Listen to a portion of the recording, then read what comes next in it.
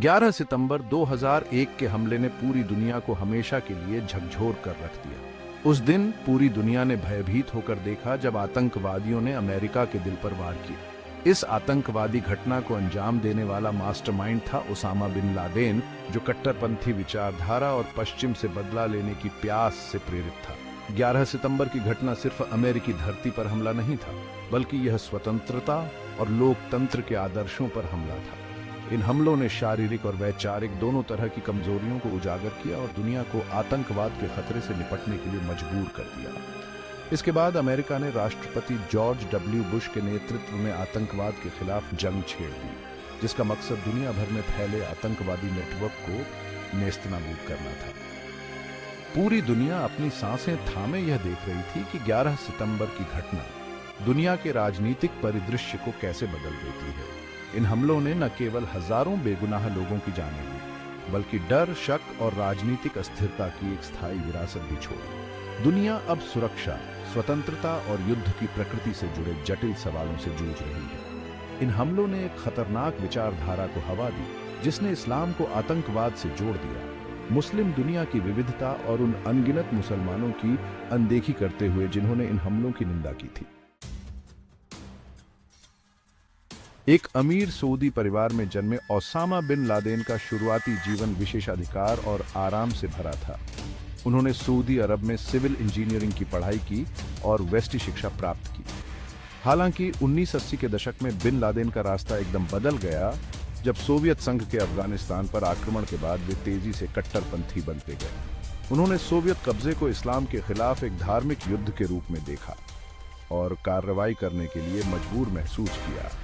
Bin Laden Afghanistan चले गए, जहां वे मुजाहिदीन में शामिल हो गए, जो सोवियत सेनाओं से लड़ने वाले इस्लामी लड़ाओं का एक समूह था। वहां उन्होंने प्रतिरोध का समर्थन करने के लिए अपने परिवार की दौलत और संगठनात्मक कौशल का इस्तेमाल किया। उन्होंने मुजाहिदीन को धन और प्रशिक्षण देने में मदद की, जिससे उन्हें एक कुशल संगठनकर्ता और करिश्माई नेता के रूप में ख्याति मिली। अफगानिस्तान में बिन लादेन के अनुभवों ने उनके विश्व दृष्टि को गहराई से प्रभावित किया। 1980 के दशक में सोवियत संघ का अफगानिस्तान से हटना बिन लादेन के लिए एक महत्वपूर्ण मोड़ था। उन्होंने इसे इस्लाम की जीत और आस्था आधारित प्रतिरोध की शक्ति के प्रमाण के रूप में देखा। बिन लादेन की विचारधारा और भी ज्यादा चरमपंथी होती गई, जिसमें उन्होंने पश्चिम के खिलाफ वैश्विक जिहाद का आह्वान किया। उन्होंने 1988 में इसी उद्देश्य से एक आतंकवादी संगठन अल कायदा की स्थापना की। ओसामा बिन लादेन की अमेरिका के प्रति दुश्मनी कई कारणों से उपजी थी। वे अमेरिका को मध्य ईस्ट में भ्रष्टाचार फैलाने वाली ताकत मानते थे, जो नाजायज शासनों को सहारा देती है और इस क्षेत्र के संसाधनों का शोषण करती है। 1991 में पहले खाड़ी युद्ध के बाद बिन लादेन का गुस्सा और भड़क गया, जब अमेरिका ने इराकी आक्रमण से सऊदी अरब की रक्षा के लिए वहां अपनी सेना तैनात कर दी थी। बिन लादेन ने इसे इस्लाम के सबसे पवित्र स्थलों का उल्लंघन और मुस्लिम दुनिया के खिलाफ युद्ध की घोषणा के रूप में देखा। उनका मानना था कि अमेरिका सक्रिय रूप से इस्लाम को नष्ट करने और मुस्लिम मूल्यों को कमजोर करने की कोशिश कर रहा है। बिन लादेन का संदेश दुनिया भर के कुछ मुस्लिमों को प्रभावित करता था, जो खुद को पश्चिम द्वारा हाशिए पर और उत्पीड़ित महसूस करते थे। उसने उन्हें एक मकसद और अपनेपन का एहसास दिलाया, अपने कथित दुश्मनों पर हमला करने का मौका दिया। बिन लादेन का अंतिम लक्ष्य सभ्यताओं का टकराव भड़काना था, इस्लाम और पश्चिम के बीच अंतिम टकराव। उनका मानना था कि ऐसा संघर्ष अपरिहार्य है और मुसलमानों को इसके लिए तैयार रहना चाहिए। अपनी इस खतरनाक सोच को अंजाम देने के लिए बिन लादेन ने ऐसे लोगों की तलाश की जो उनकी चरमपंथी विचारधारा साझा करते थे और उनके मकसद के लिए मरने को तैयार थे। वे उन्हें अफगानिस्तान के प्रशिक्षण शिविरों में मिले, जहां मुस्लिम दुनिया भर से नौजवान जिहाद की कला सीखने के लिए आते थे।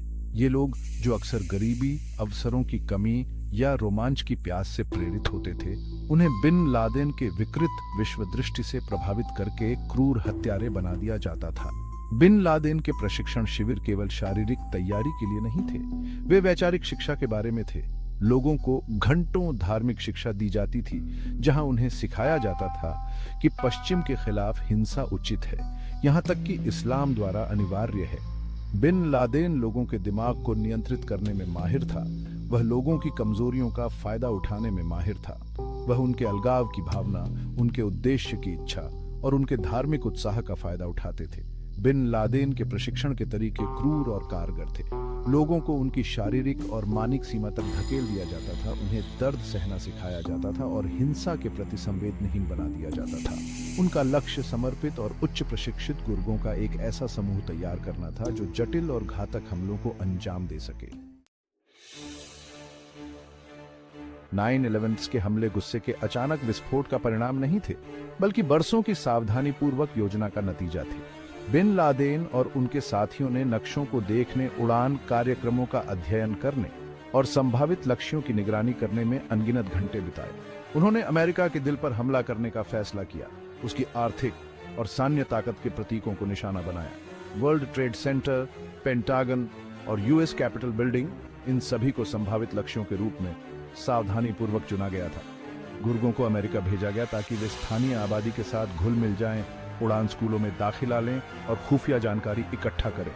वे कानून प्रवर्तन एजेंसियों का ध्यान आकर्षित करने वाले किसी भी व्यवहार से बचते हुए बहुत ही कम दिखाई देते थे। अपनी पहचान छिपाने के लिए अपहर्ताओं ने अपने आकाओं के साथ गुप्त भाषा का इस्तेमाल करते हुए अक्सर बिचौलियों के जरिए संवाद किया। ऑपरेशन के लिए फंड चैरिटी और फ्रंट कंपनियों के नेटवर्क के माध्यम से आता था, जिससे उसका पता लगाना मुश्किल हो जाता था। अपहर्ताओं को उनकी भाषा कौशल, वेस्टी समाज के साथ घुलने मिलने की उनकी क्षमता और उनके मकसद के प्रति अटूट प्रतिबद्धता के आधार पर चुना गया था। हमलों का समय भी सावधानी से चुना गया था ताकि सबसे ज्यादा नुकसान पहुंचाया जा सके।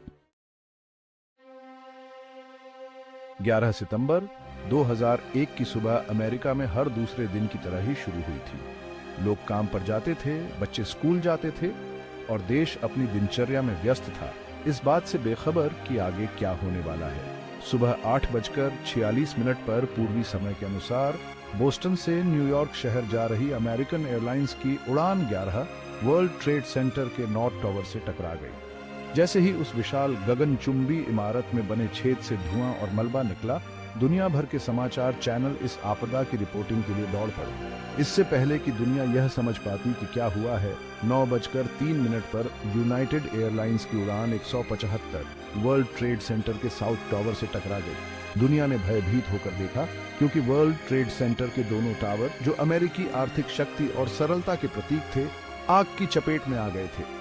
जैसे ही अग्निशामक और अन्य बचावकर्ता घटनास्थल पर पहुंचे, 9:30 पर अमेरिकन एयरलाइंस की उड़ान 70 वर्जीनिया के अर्लिंगटन में पेंटागन से टकरा गई। टक्कर से एक बड़ा विस्फोट हुआ और आग लग गई। 9/11 के हमलों में शामिल चौथा और आखिरी विमान, यूनाइटेड एयरलाइंस की उड़ान 99 सैन फ्रांसिस्को के रास्ते न्यू जर्सी के नेवार्क से रवाना हुई थी। सुबह 10:03 पर यात्रियों और चालक दल के अपहर्ताओं से लड़ने के बाद विमान पेंसिल्वेनिया के स्टोनी क्रीक टाउनशिप के एक खेत में दुर्घटनाग्रस्त हो गया।